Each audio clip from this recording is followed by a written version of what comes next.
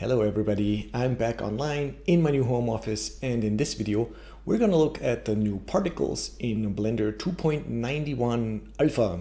I'm sure by now you know that I am a big fan of animation nodes, which is a free add-on for Blender, and it's been around for a long time. You can find loads of videos right here on my channel about animation nodes. And it lets you sort of program Blender, so you can create objects, manipulate objects, and it's all based on node trees, similar to the material nodes or the compositor nodes. Now, the Blender Foundation, or the developers at Blender, have been working on what they call everything nodes now for at least 2 years, I think. And there was a separate branch that you could download, a separate build, with the first things that they developed. And the first things they did develop is particles. But now you don't have to download that separate branch anymore. It's actually getting integrated into Blender 2.91, and right now we have 2.91 Alpha. And some things are already in there and we can start playing with it. So let's see how this is done. First of all, you have to download, like I said, get 2.91 Alpha, which I have right here. Then you go to the preferences, you go to interface, and you have to enable the developer extras, because this is still not, it's not mainstream stuff yet. It's still for developers, or for people like you and me who want to test out this cool stuff. Once you enable this checkbox, this button here shows up. And right here, then you have to enable new particle system. That's really all there is to it. And then you can start using the new simulation editor, which is a node tree, just like the material nodes. Okay, so we have to create a new node tree. So we hit the plus icon. We have now a new simulation node tree, and Shift A, we can check out all the options, all the nodes that this new feature gives us. So we have an output particle simulation. We have an input, this stuff, and then we have emitters, and then we have some menu items here that just say mockup. So these are not really functional yet, but it gives you a bit of an idea what is to come in the near future, I guess. So let's start with an output particle simulation. It gives us this node. It takes emitters, events, and forces. So we need an emitter. We can take a particle mesh emitter, and we can create some sort of mesh up here that emits the particles. Let's just use a plane, very simple. Okay, and we eyedropper this plane in here. So now we have an emitter. We can plug it into the emitters. So this is going to emit particles just at a certain rate, which you can define down here. And if I hit play, nothing happens, because there is something new here that we have to do. We have to Shift A and create a point cloud. This is a new object here. So you can already see, okay, there's something that resembles particles.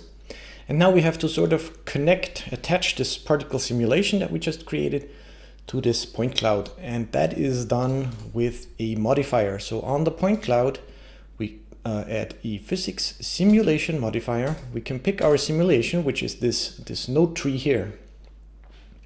And then we need a data path, and that's basically just the label here. So Control C, paste it in here, and now it's connected. So now our simulation node tree is connected to this point cloud.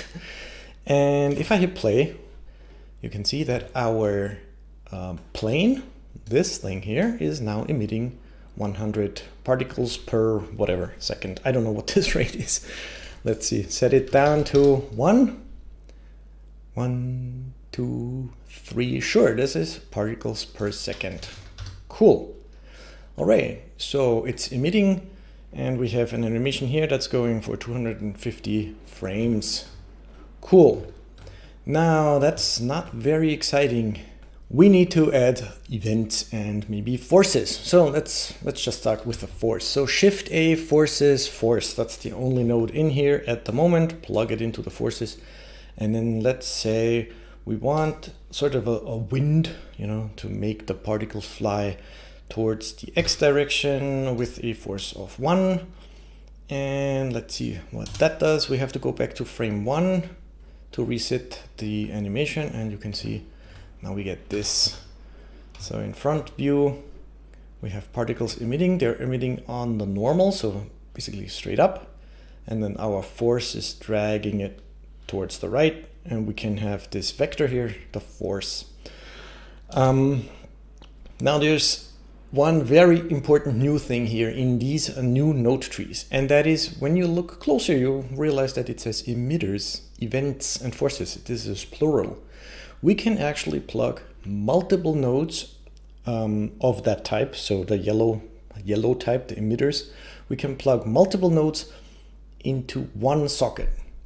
So if I take another Shift A force, I can plug it into the same socket. This is brand new, and it's not very clear. I think there has to be some sort of a visual representation that this socket can take multiple sockets.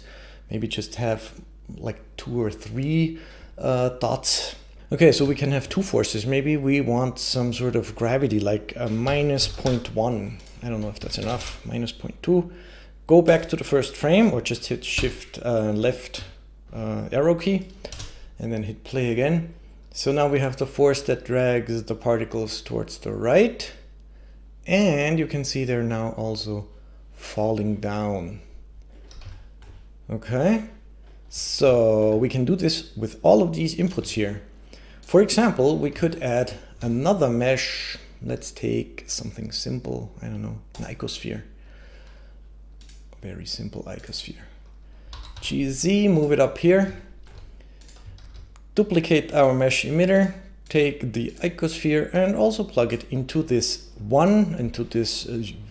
single particle simulation that we have now in our scene. And maybe let's emit only 20 particles per second from this object. Shift left, spacebar. What do we get? Let's click on point cloud here so we can see what's happening. Yes, we're emitting particles now from 2 mesh emitters. Cool, so we have 2 forces, 2 mesh emitters. We also can have multiple events. So what's an event? Let's see, Shift A, events. Age reached event, sounds very cool. Particle birth event, also cool. This is still mock-up, so I don't think it works yet. And then we have a particle time step event. So let's check out what the particle birth event does. Plug it in here, and it gives us this socket. So this is a bit strange now in these kinds of node trees, because usually you read the node tree from left to right, right? So the node has outputs, you plug those into inputs. This node has outputs, you plug that into another input, and so on. So now with these events, it's sort of backwards. We have to read this node tree now from right to left. Let me explain. So we have these emitters here, they're emitting particles. And on the event particle birth, we can execute something. Let's see what we can execute. We could, for example, execute set particle attribute. Okay, and if I plug that in here, now you have to read the node tree from right to left. So when the particle is emitted, when it's born, then we're executing this thing, so the set particle attribute. And for example, we can set the radius, so we have to know what we can plug in here. Radius is one of the options, and we can set a radius of 0.1, for example. Let's go back to frame 1 and hit spacebar. So now they're this size. If I set the radius to 1, now we're emitting bigger particles. Okay, so on birth, we're executing this. Now we can also play with this a little. Maybe we want to change the radius, because this is also it also has a socket. We can plug stuff in here. Let's add, like for example, a converter math node. Set this to sine, plug that in here. Now we're not really getting different values because we also have to take in a, what do we have? Input time. That sounds good. Let's plug the time into our sine. And now we should have, yes, now we have a sine curve in particle sizes. You can see thicker and thinner. Maybe I can make this a longer, like this.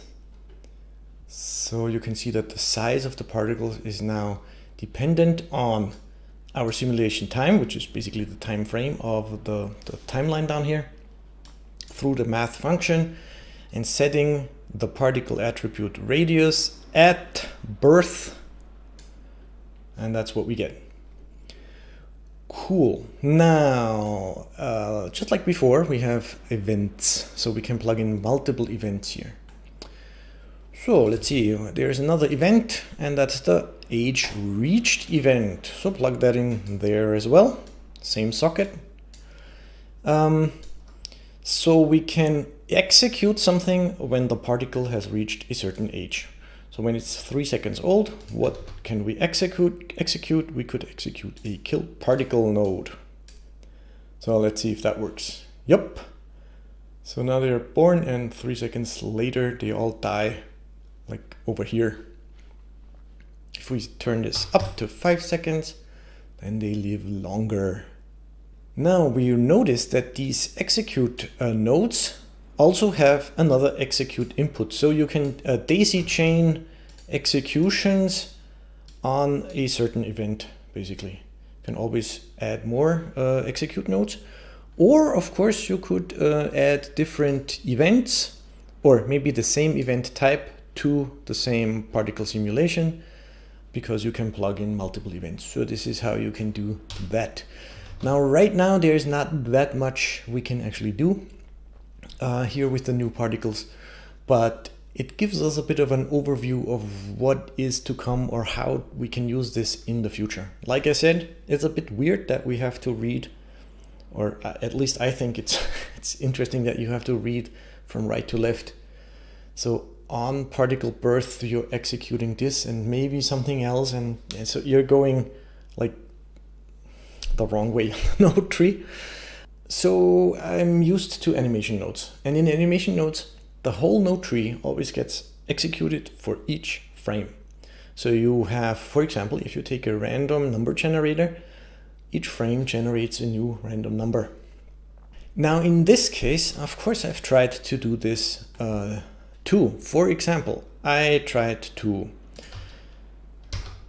set a particle attribute and float, and set the attribute, maybe call it A, execute this on birth, and then shift A, there is some sort of random float, and plug that in here. And then down here, I wanted to use this as a random age value so that each particle knows at birth how long it's going to live, and then it should die after that amount of time. But if I do that, and if I take a particle, where can I get that? Particle attribute input, plug it in here, and take the particle attribute A that I've set at birth to kill the particle, basically. And if I hit play now, we notice that it doesn't work. We don't get random ages for the particles. And that is because, I think, that's because this whole node tree basically gets executed only at frame 1. So only when you start the animation, this gets executed, and you get one single random number at that point in time. And now all the particles that are being emitted get that age assigned to them. So right now we can see it's this sort of age. Maybe let's try a minimum of 3, maximum of 10. Let's see what happens. Hit play. We can see, yes, now they live longer with the same node tree, and they die off over here. But they don't have a random lifetime. It's just a single random number for all of them.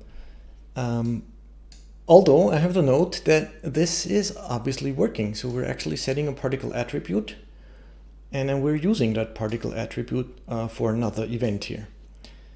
I'm curious to see how this is going to be in the future, how they're planning to do this kind of stuff, because this is actually very easy to do in animation nodes.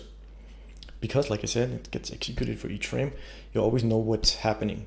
Now, the other thing about these new node trees is, like I said before, these new sockets where you can plug in multiple nodes of that type. I'm not quite sure why they didn't just go with a data type list, similar to what we have in animation nodes and similar to what is available in every programming language. For example, we could, instead of having these two events here that all go into the same socket, why don't we just add them to a list and plug that list into those events? Not quite sure, because then we could also maybe manipulate the list, just like in animation nodes. So I'm not sure if this is going to stay that way. Also, another thing that I don't see the point of is the point cloud data type is cool, and that the fact that we can actually use a node tree simulation to manipulate the point cloud, also very cool. I don't understand, maybe there is a reason, that why we don't have sort of a point cloud output node here that we could add here and then plug our simulation into this node. And why instead we have to do this weird modifier here where we have to copy over the data path, the name basically of the simulation. It seems, I mean, maybe there's a reason, maybe somebody can explain why this is this way, or I guess maybe because maybe there's more different types of objects in the future, different types of simulations or node trees for stuff. And so you can add multiple modifiers on top of each other, or I'm not quite sure. I always like the fact in animation nodes that you create something or you manipulate something in your node tree from left to right, and then at the end you assign it to a node or to an object that you have in Blender. So I think it would make more sense, or it would be really clear what's happening here if we had this object output node here that we can plug the simulation in. Right now we can't see what really happens with this simulation. Okay, now one final thing I want to show you is right now these are just particles. They're just like a virtual thing. They don't have any physical representation in your scene. But in the later builds of Blender 2.91 Alpha, we can actually create real particles, visible particles, through instancing. So let's add a icosphere. Okay, so here we have this icosphere, and now I'm going to shift select my point cloud, Control P, parent. So my icosphere is now a child object of this point cloud, and on the point cloud object we can go to instancing points, and you can see that the point cloud is actually instancing our icospheres. Of course, I have to Alt-G the location so that we have real objects now that we can actually see in rendered view if we add a point light, for example.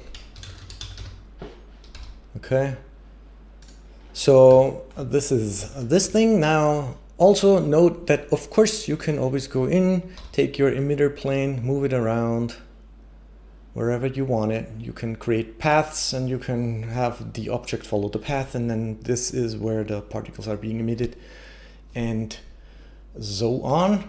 And of course we can expect to get much more possibilities here in the node trees, different emitters, different events. And if you followed this whole development a little bit on YouTube, we have already seen videos where particles react to a collision events and then spawn new particles if they collide with stuff, and all of this is coming.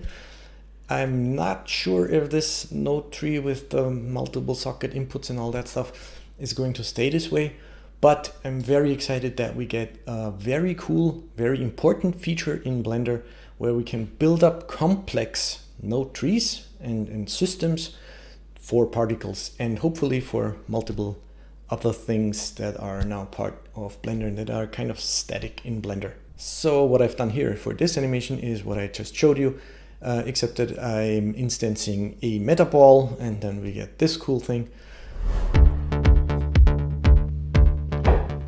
Please let me know in the comments below what you think about these new node trees. I think they're a very good idea. I think the concept behind it is awesome, that we get access to particles, to particle attributes, and we can chain simulations and all this kind of stuff. I'm not sure about the whole node tree and the setup with multiple inputs on a single socket. I'm also not quite sure why they didn't just take animation nodes and then build on top of that and build these new features in there. Whatever, let me know what you think. If you're also interested in animation nodes, I have a bunch of tutorials here on YouTube for free. I also have an introduction to animation nodes tutorial series for beginners. All right, I hope you enjoyed this video. Please subscribe to my channel. I will be following the development of the stuff that's coming here now for everything nodes or for the particle nodes. So if you're interested in this kind of content, like I said, a subscription will be awesome. I hope you have a good day. Thanks for watching. Crispy out.